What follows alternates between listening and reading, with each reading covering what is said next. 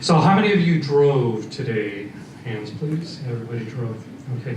How many of you were at a stop sign, a stop light, and no traffic going in the other direction, no traffic going in your direction, just sitting there at the light wishing, yeah.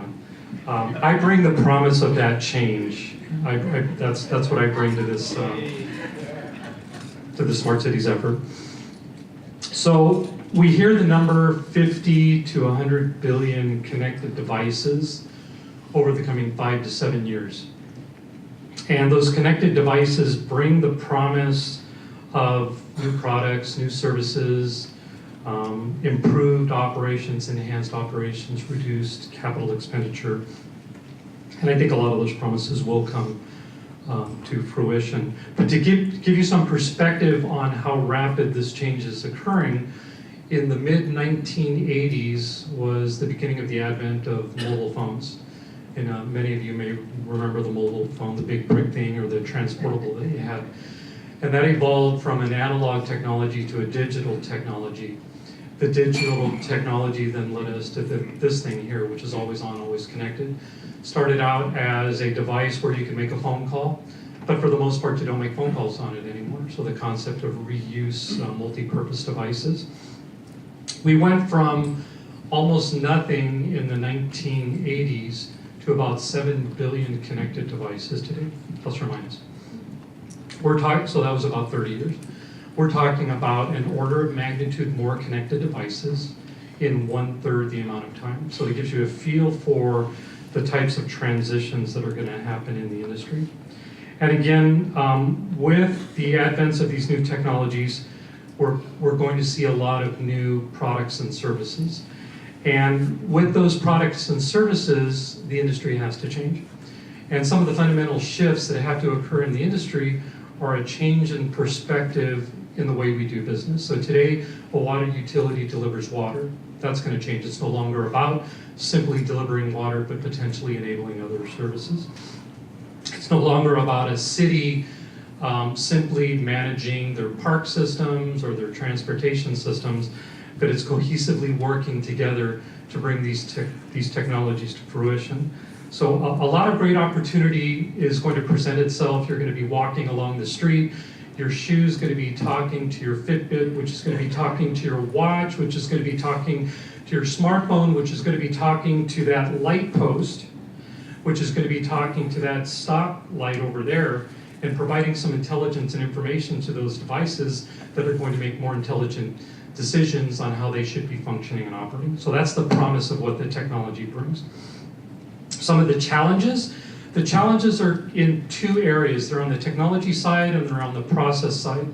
On the technology, and they're interconnected, intimately interconnected. On the technology side, we're going to see a myriad of new companies springing up. And with that, they're going to be bringing the issues associated with interoperability. And those issues with interoperability are very real today. We're starting to see a myriad of new solutions coming out to the market that only work with themselves. That has to change. But that has to change from the customer end, which is where the process change needs to occur. So today in a city, you have a parks department, you have a transportation department, you have a group that manages your roads, a group that's managing your water, and they're typically siloed. That has to change. The silo operation, there has to be a lot more collaboration. So collaboration is key to the successes. With that collaboration, the customers, the utilities and or municipalities have to start demanding their requirements into the industry. So what's happened in the past is the industry's developed a solution. They've gone to you as a customer and said, this is what we've got and this is what you're going to use. That has to change. If that doesn't change, what will happen is you will continue to get systems that are not interoperable, and you're going to be spending a lot more money and not getting really the feature and functionality that you're looking for. So a lot of process change needs to occur. With that, a lot of procedural changes. So your business practices, the business practices of me only delivering water, or that street light only delivering light, where that street light now can enable sensors for determining whether an earthquake is occurring, or whether the air quality is looking good. So multi-use, multi-purpose concepts have to occur. Policy is another thing that has to be addressed. Policies today are written based on technologies that are 30 and 40 years old. So it's something that we need to look at together as an industry. How much time do I have? 2 seconds, all right. So again, a lot of interesting technology coming, a lot of great opportunities, a lot of interesting challenges. I think San Diego is well positioned to address a lot of these issues.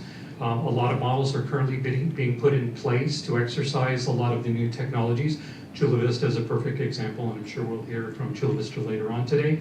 A lot of technology is being exercised, and a lot of the policy process and procedural changes are being worked on as well.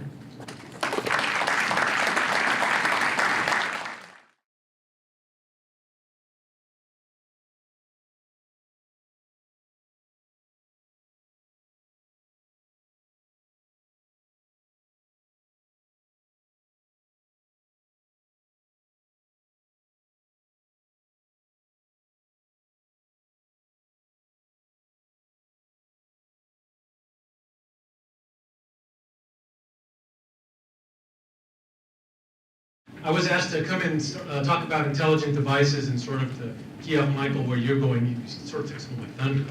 But anyways, to discuss intelligent devices and the evolution of where we're going, I wanted to use another analogy of a device that has already gone through sort of that transition. And that device, Michael, is the old cell phone. You guys remember one of these, right? We got a Nokia phone here. I don't know, Mike, it's Qualcomm technology. Huh? So, the key here is with a cell phone, prior to the cell phone, as me as a sales guy, I was really inefficient, right? I had to carry my address book with me, I had to carry my schedule with me. For customers to get a hold of me, they called an office, left a message, and I had to go find a payphone to call in, right? So in that case, I wasn't connected. With the advent of the mobile phone, I was real-time connected, huge value, right? And so I was able to take that data, take that cell phone, and contact people real time. I could call my admin. The key though was I still needed a human on the other end to help me, right? Then came the dawn as Moore's Law continued. Gordon Moore is the founder of Intel. The technology started getting advanced, so we were able to start moving our PDA along with our phone. So I got my little BlackBerry here, right? Very fixed function. I know a lot of people probably still have this, right? I actually graduated finally. But the BlackBerry brought that intelligence to the device. So now the device can actually help me in addition to having that connectivity, right? So now I had those schedules on my phone. They could get real-time updated thanks to the communication back and forth in the back office. So I didn't have to go find that telephone. I didn't have to go take my time to find it. I was there with the data, okay? Then ultimately what ended up happening is more technology came, and then we ended up getting to what we got to a certain platform, right? So then the smartphone came along. And it's not just the smartphone. The key here is that the smartphone, along with all the other devices it can talk to, so you have the Android operating system that runs on tablets, you've got the back end on the cloud and all the analytics. So now with all that data and all those different sources and all of that processing power both in the cloud here, instead of just telling me when my scheduled appointment is, now it could tell me, or Siri could tell me, or someone could tell me, leave now, because it knows the traffic. It can take different forms of data, okay? So, move that to devices. Very similar as what's happening in the devices, though we're really early in the early stages. The first part of the devices is to connect the devices. So let's take an HVAC system, an air conditioning system. Something we did at the port was to connect an HVAC system and systems that didn't have data flowing back to a central location and providing that data to yet a person, just like the cell phone, right? I have the admin in the back. In this case, I have the data in the back. So it was still a human interaction. The human controlled the actions. They would go and change the set points and manually do that. So that's sort of where we're at. We're starting to migrate and connect these devices. Beyond that, we're starting to move some more intelligence at the device so they can start making their decisions. An example of that is the Nest thermostat, right? The Nest thermostat now is learning your the way you come in, your schedule, and then setting that air conditioning for better optimizations. And that's what's happening currently in the devices. We're starting to move that intelligence there, and you can start distributing that and having the devices indicate when there's some issues locally, right? So in the future, in sort of the, in the future, and where we see it going is actually once you get those intelligent connected devices that have that intelligence that can do that, talking with each other, and Michael pointed that out, right?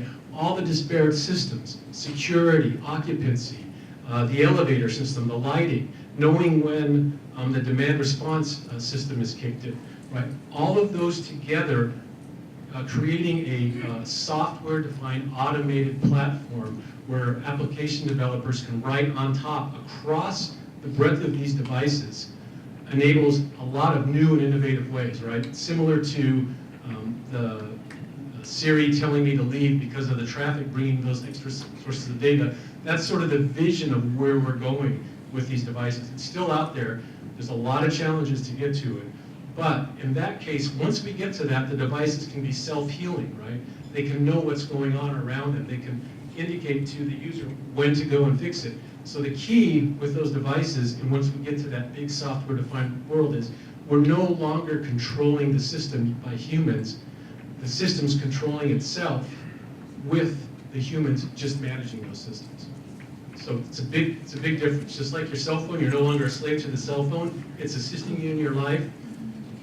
Over time, we can see devices doing the same. Thanks. Thanks,